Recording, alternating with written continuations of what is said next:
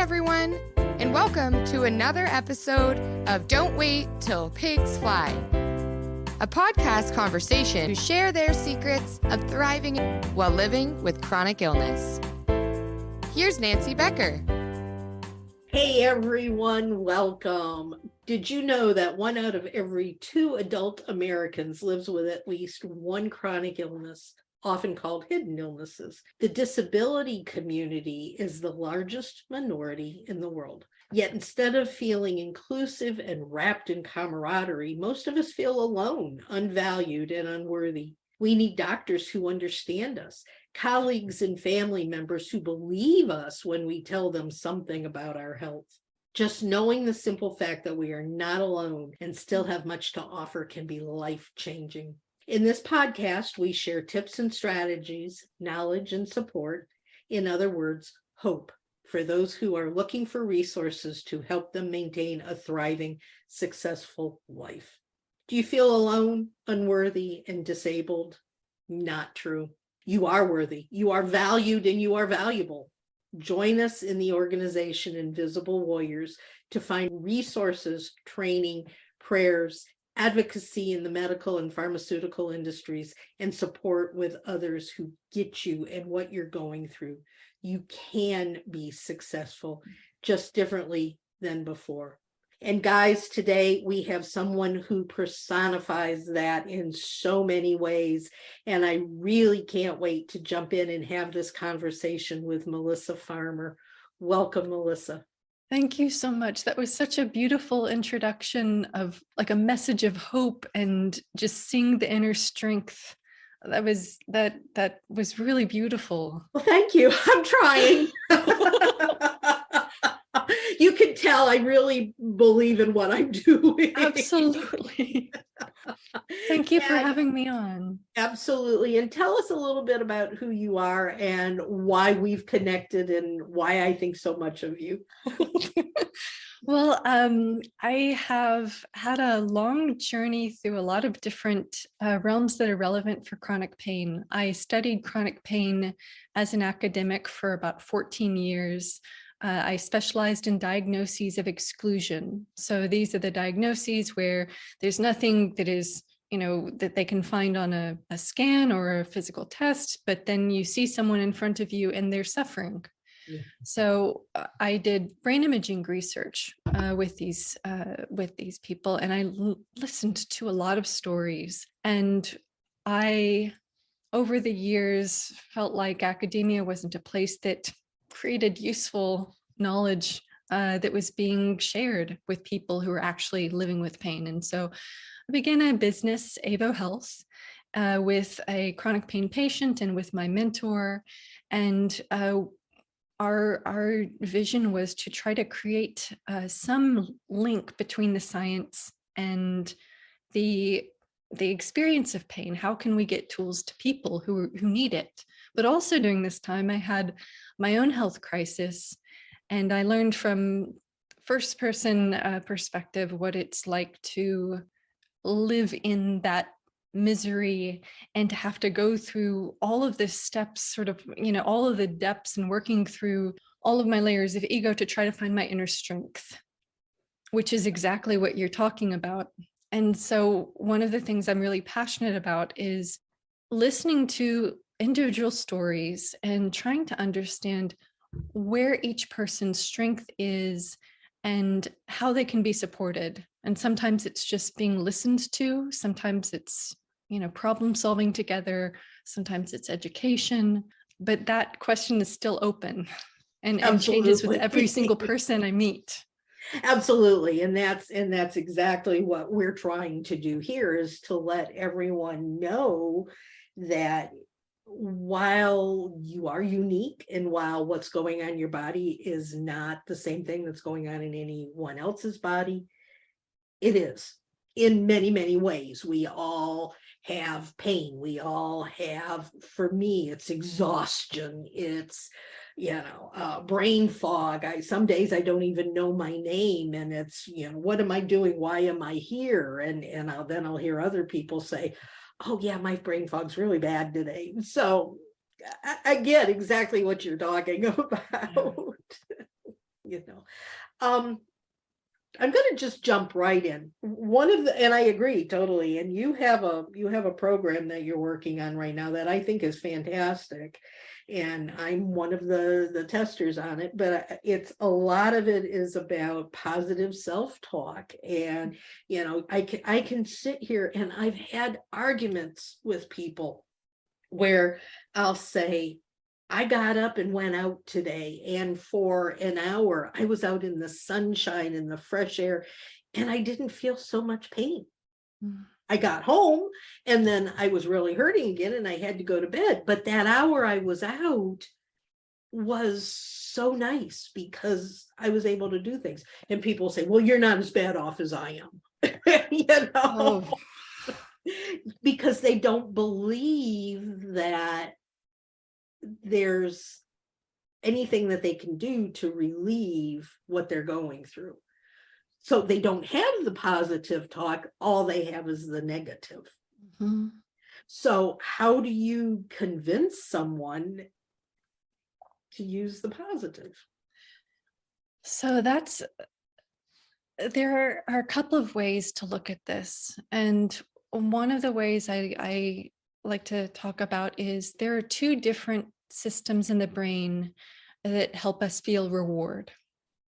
One of them is an internal sense of relief. So this is what a lot of people with pain and even other symptoms focus on, and that's the reward of neutrality. We're just feeling normal. And it's something that most people who don't have, chronic conditions, they don't appreciate it nearly as much as they should, but it's that relief of not having discomfort. Then there's another reward system in the brain, and that's the reward of feeling motivated to look in your environment, to move towards something that makes you feel good.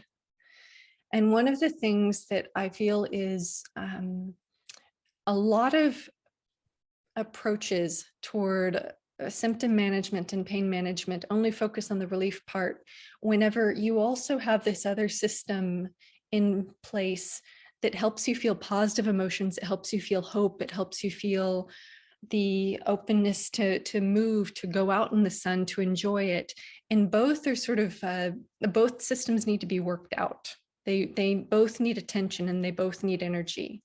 And sometimes you don't have a lot of energy for either. And so one is emphasized over the other.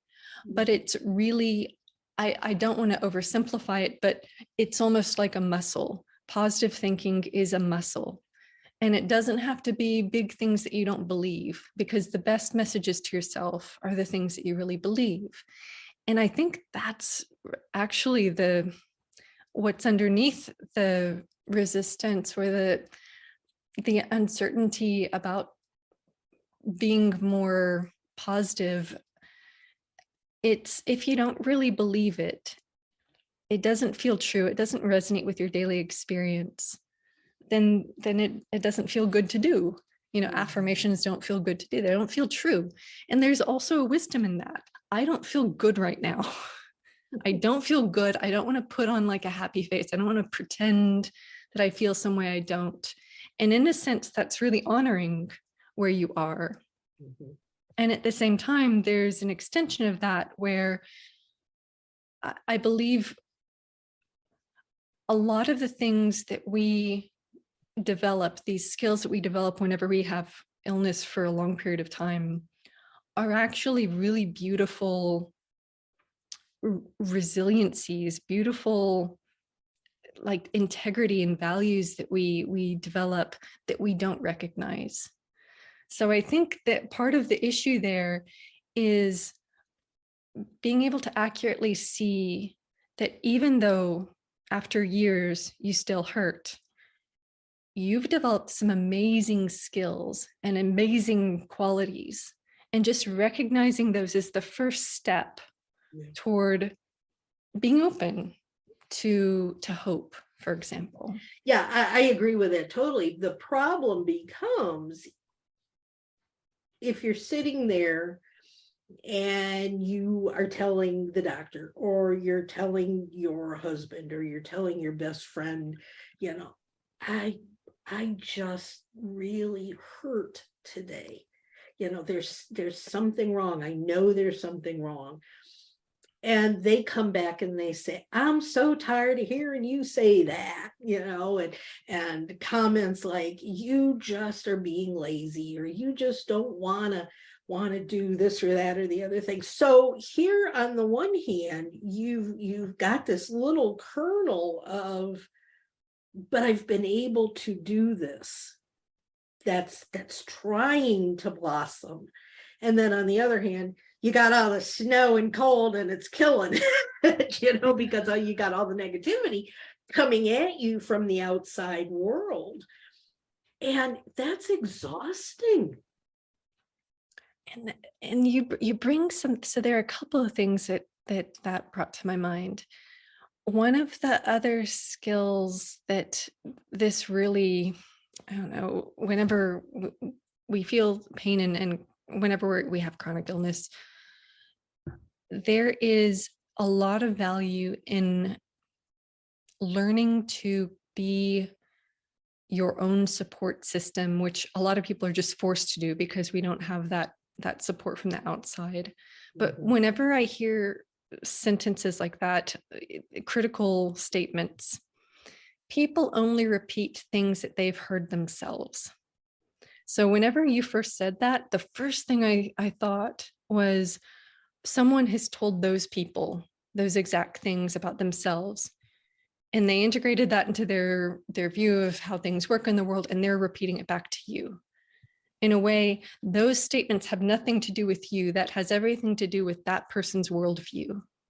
Interesting. And they're kind of projecting it onto you, which isn't fair. No, but I think it takes education. I think it takes getting out in the world and talking about these things and explaining these things and saying, hey, as someone who has a chronic illness, you don't have to listen to anybody but yourself, because you know what you can do, you know what you can't do, and you know how to do it in amazing ways. Absolutely. And this is one of the reasons why I think that there's a careful balance in patient communities, where it's really good to have other people to share their experiences, where you can get ideas. At the same time,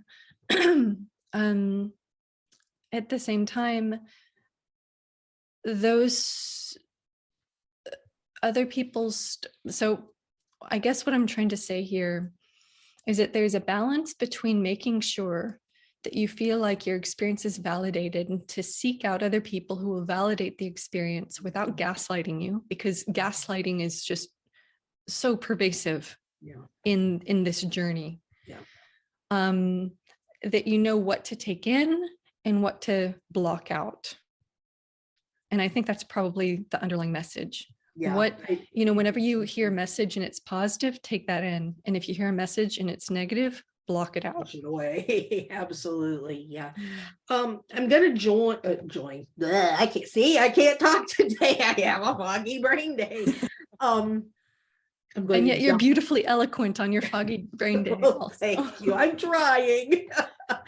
I'm going to jump to another subject that we've had this discussion before on, and it's something that not you and not our discussion, but the topic in general, something that bugs me, because there's a big difference between a visible disability and an invisible disability. And what is true for someone who has a visible disability, and not to put that down in any way, because those things are rough. And my visible disability is being in a wheelchair, and I know how hard that is.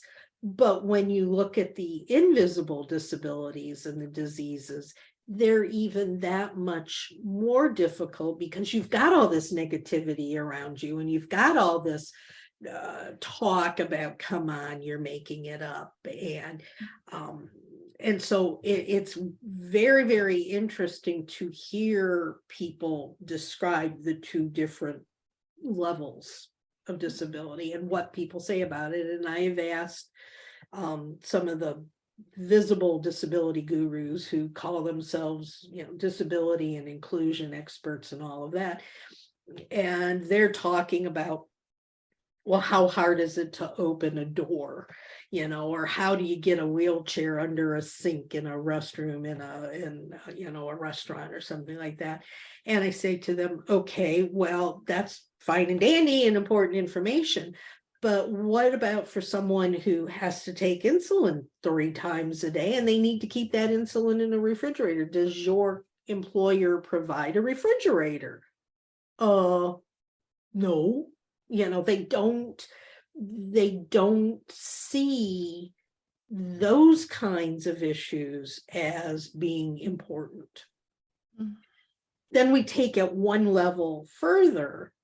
And I was talking to a scientist the other day who's written books and papers and everything under the sun and is very well known. And her whole idea about what chronic illness is that it is simply pain that does not go away. That is everything that there is to do with chronic illness. And I'm going, no, no. But I know what you talk about is chronic pain as well. So tell us what that means and how that's different than a chronic illness. That's a fantastic question. And before I go into my opinion on it, what you've described sounds like people who are, taking on this trying to, the first thing that came to mind is it's very hard to quantify disability, period. Anytime you say, like, can you shut the door? Is there, these simple measures, it's excluding another group of people where that isn't relevant.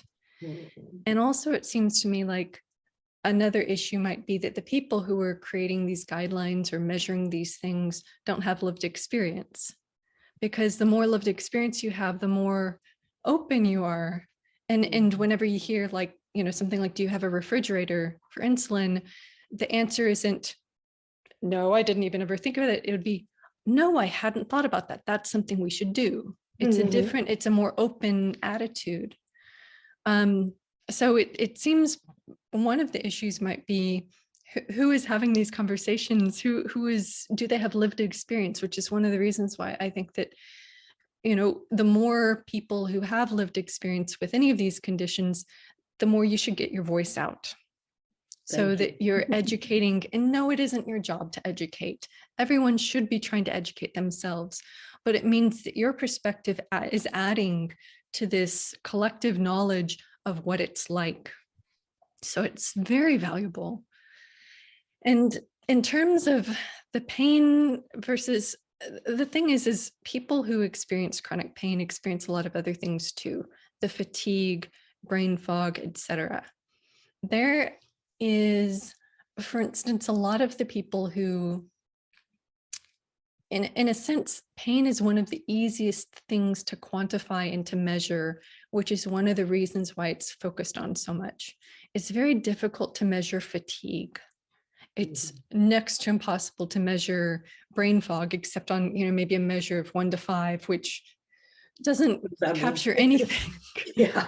So in a sense, it's sort of a cop-out in that it's one of the easier things to measure. It's one of the easier things to track. It's one of the easier things to communicate about. But a lot of people with chronic pain have these same issues as people who their main concern isn't necessarily pain, but it's the fatigue, it's the exhaustion. So I don't think that, in a sense, whenever I think about these different symptoms, it's the body responding to some type of stress. And I don't mean stress like just psychological. The stress could be the physical stress of living in this environment, after a pandemic, just the weight of that. It could be your daily activities. It could be exhaustion from a career that just isn't aligned with you. It could be from taking care of someone, or like a child who needs a lot of assistance and a lot of love, and just sort of doing the work of more than one nervous system. So there are lots of different reasons why you can feel these ways. Pain is just one of the ways it can manifest. And unfortunately, it's something that people tend to listen to and to take more seriously. And yeah, I have a really good friend who actually is on the board of directors of Invisible Warriors, and she has Lyme disease. She doesn't have pain. I mean, that is nothing that ever comes to mind when we have conversations, but she's dizzy. She's exhausted constantly. She has foggy brain. She has, all these other things going on. She has swelling. She has, and that sounds a lot of like what I have with mine too, but she'll go to the doctor and the doctor says, well, what's your pain level today? And she says, well, 0. And he says, well, then there's nothing I can do for you. Go away. It's just crazy. And, I've got with my fusion in my one foot, I know for a fact that because there's also a difference between acute pain and chronic pain. And it's when you've got acute pain, if I'm correct in my understanding, that's when they worry about it. Correct? Yeah. When it's chronic pain, it's, oh, well, I've had complex regional pain syndrome for 9 years. My one foot has been fused for 3 years. And there is something going on with my foot. It's not where the fusion is, it's on the ankle on the side, but nobody will look at it because they say, well, of course, you've got RSD, you've got pain, and so they won't look at anything. So it's very interesting to get the doctors to listen and to understand what we're talking about, because the minute they hear I have pain, it's over. The conversation's over. I'm so sorry the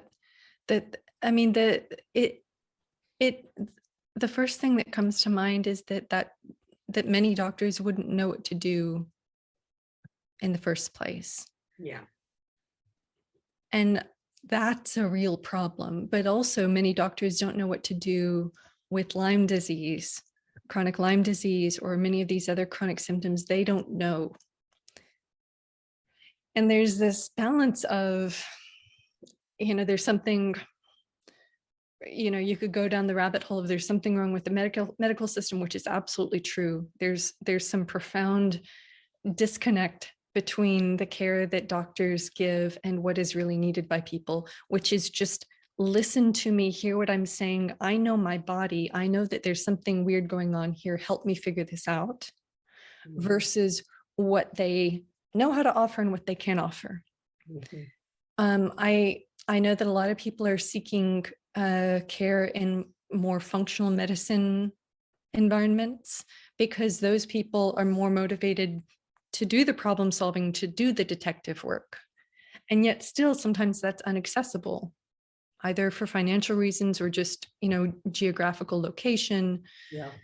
But it's a crisis right now of people, many different types of people are living with chronic conditions, and it's unclear how to even get people help that's competent help. It often becomes a series of experiments. Yeah. Where, you then have to track yourself. Did this experiment work? Yes, no. And that puts a lot of load on the individual person to be able to make sense of all of this knowledge. I know that also some people with pain specifically that I've talked to recently have also described really heavy marketing focused on pain and health and recovery. So also from a person's perspective, I've heard this recently, they feel inundated with all of these bids of attention to buy this product, to buy that product. And it just feels overwhelming and to the point of paralysis. because you want to figure out something that helps. There are lots of options, and there's no clear understanding of how to choose or pick, or even if you wanted to, if it would be accessible. Yeah, the question, and I've heard it and I've said it myself. I mean, I am probably one of the most vocal of all of the people out there that have these things. And I've seen in the 9 years since I had my accident, I've seen over 3,000 medical professionals trying to get answers. And, that can be a nurse, that can be people in the hospital, that can be doctors, it can be, but I have been keeping count. And it's over 3,000 different medical people trying to figure out what the heck is going on with me, and getting this answer from one and that answer from another one and that answer from somebody else. And, I look at my husband and I say, what do I do? We just talked about the surgery I just canceled, and I'm going, should I go ahead and have the surgery? Do I not have it? Well, do I go talk to somebody else? It is very exhausting and very frustrating, and it's just, I don't know what to do. All I want is to feel better, and it doesn't look like it's coming anytime soon. So my question is, I mean, this conversation has gone really, really quickly and we don't have a lot more time, but my question is there any hope?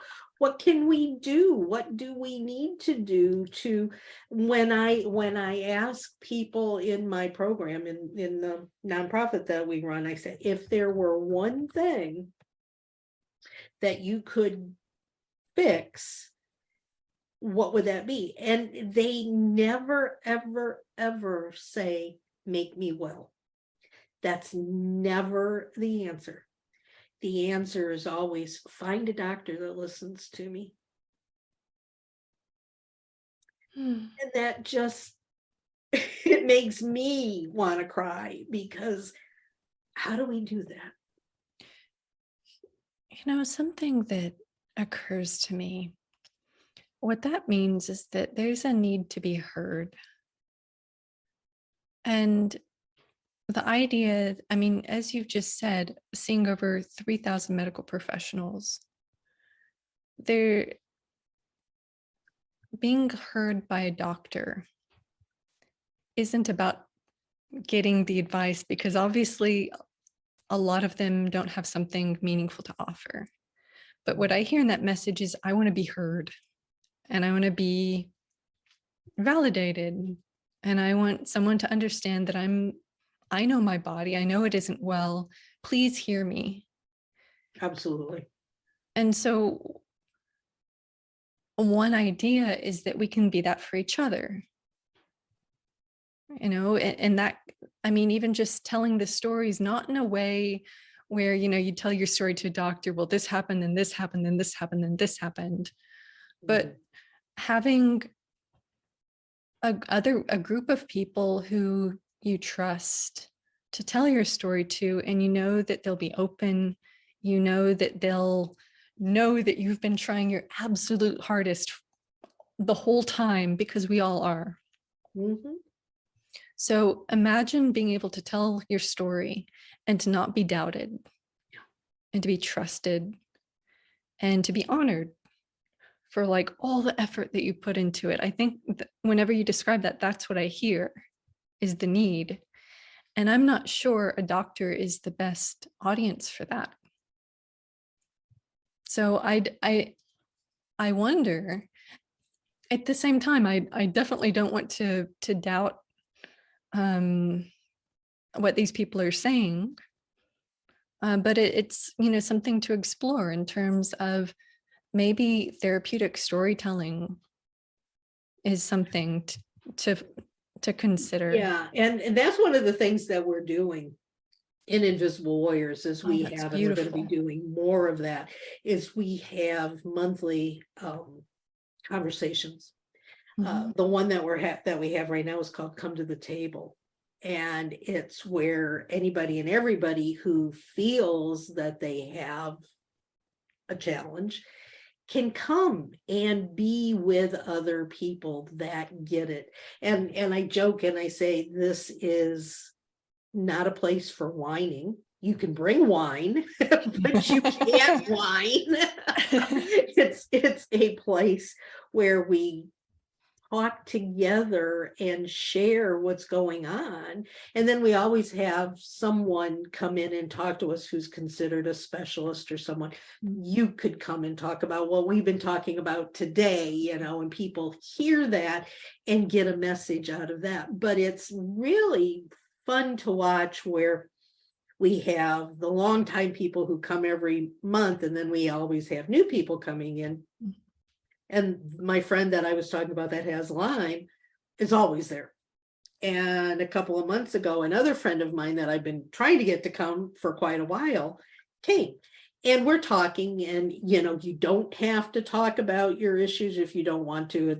But you can if you want to. And the one person had said, yes, I'm a longtime Lyme survivor, and this and this and this and this. And the other person pops up and she says, I was just diagnosed with Lyme this week. I have no idea what to expect or how to act or what kinds of things to do to alleviate most of what's going on. I am so glad that I got to meet you. And they now have gone offline and have become friends and talk on a regular basis. And I was talking to the one that has just recently been diagnosed the other day, and she said, that was the most amazing thing, and it has helped me so much. And I go, good, that's what this is all about, because there is somebody listening and there is somebody who cares.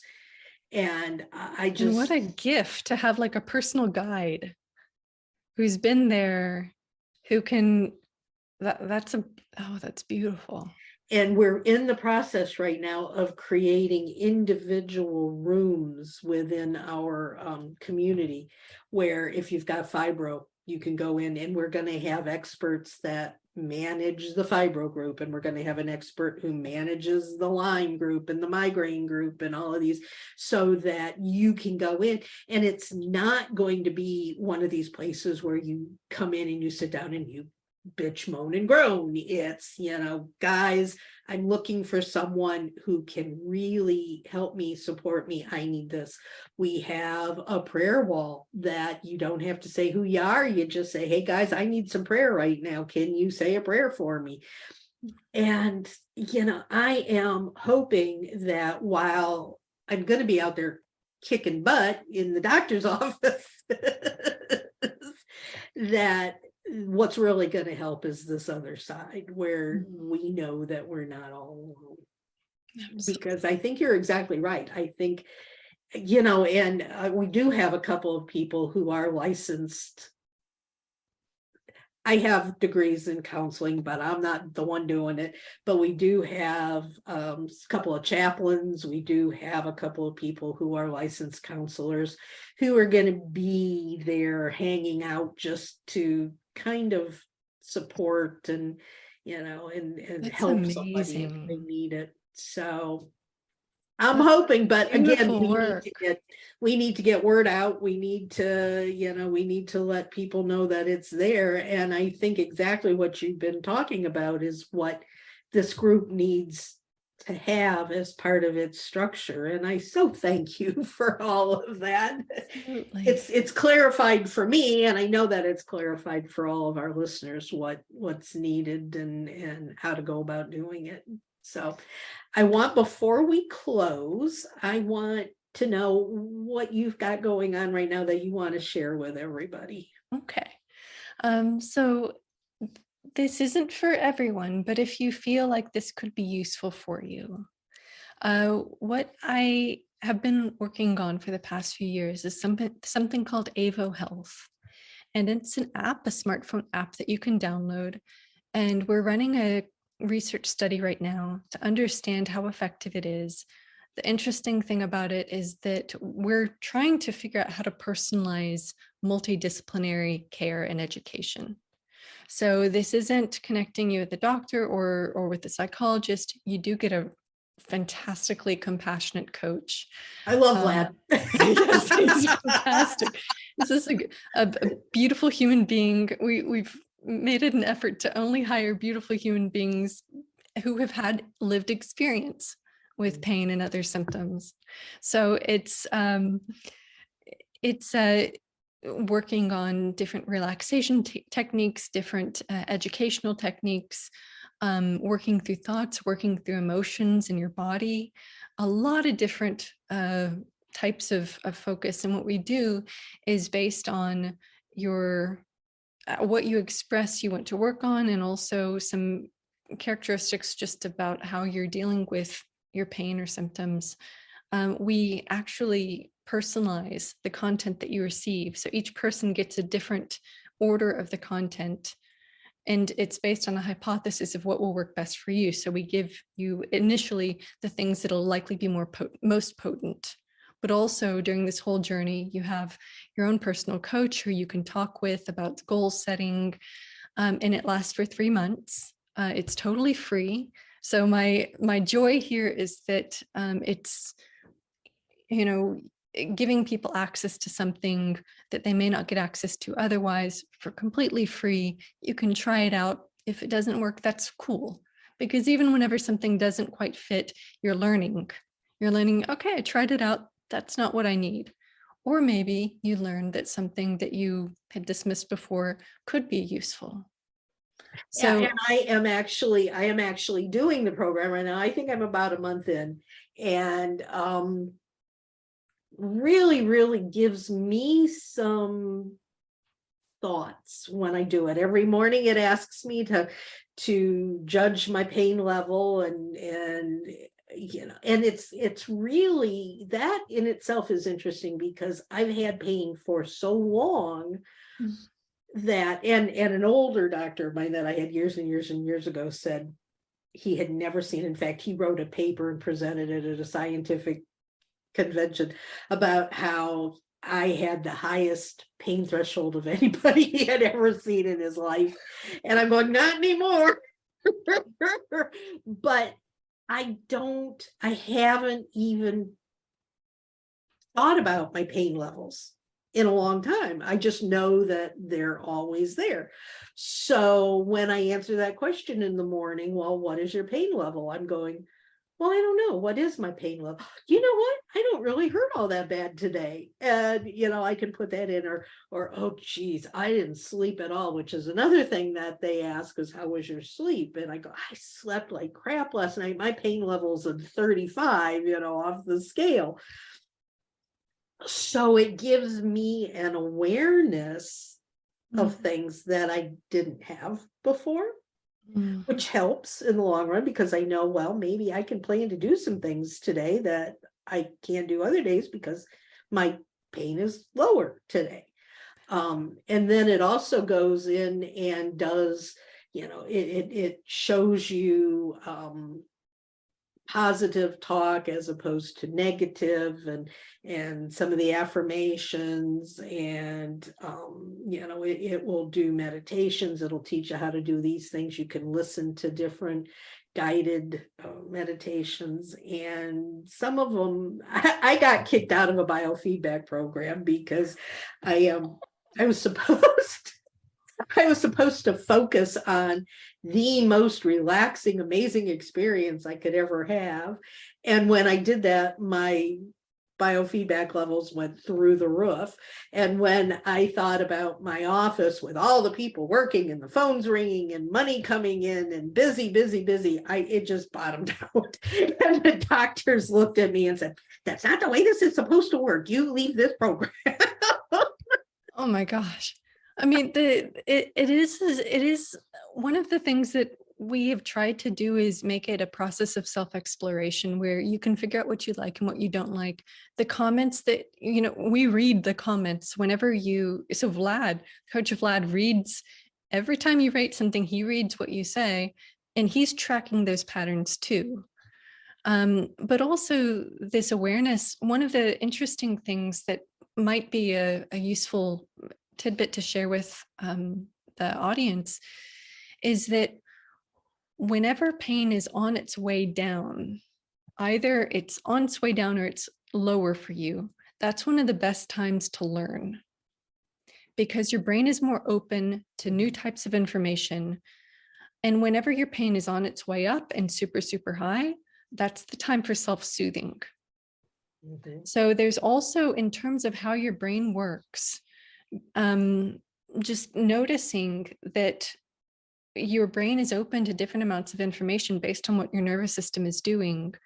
It's not going to be useful to try to force yourself to try a new coping mechanism whenever you're in the middle of a flare. That's not going to work. What you need is like just self-care and compassion, however much you can bring to the situation. Yeah. And whenever you're in those periods of a little bit of relief, your brain is much more open to new types of learning. Yep, I can attest to that, because that's what I'm seeing. So I think that's really good. How does someone get involved in the program? You go to www.aivohealth.com, and any button you hit will take you to the research study.